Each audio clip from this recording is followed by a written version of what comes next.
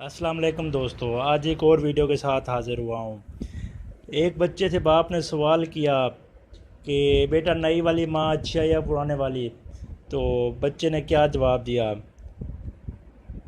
8 साल बच्चे की माँ इंतकाल कर गई, वालिद ने दूसरी शादी कर ली।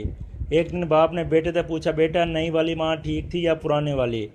बेटे ने मासूमियत से जवाब दिया, पुराने वाली माँ झूठी थी और नई वाली सच्ची। बाप ने पूछा, वो कैसे।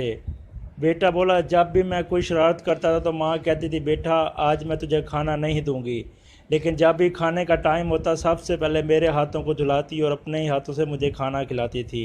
लेकिन नई वाली माँ ने एक बार कहा था, अगर शरारत की तो खाना नहीं मिलेगा।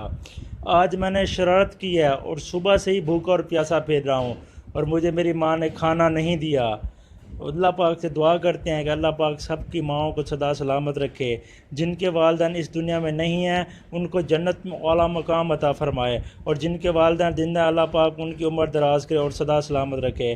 उम्मीद करता हूँ आप दोस्तों को मेरी वीडियो पसंद आई होगी। अगर मेरी वीडियो पसंद आई है तो चैनल के सब्सक्राइब कर लें और बेल आइकन के बटन को प्रेस कर दें ताकि मेरी नई आने वाली वीडियोज़ के बारे में आपको नोटिफिकेशन मिलती रहें।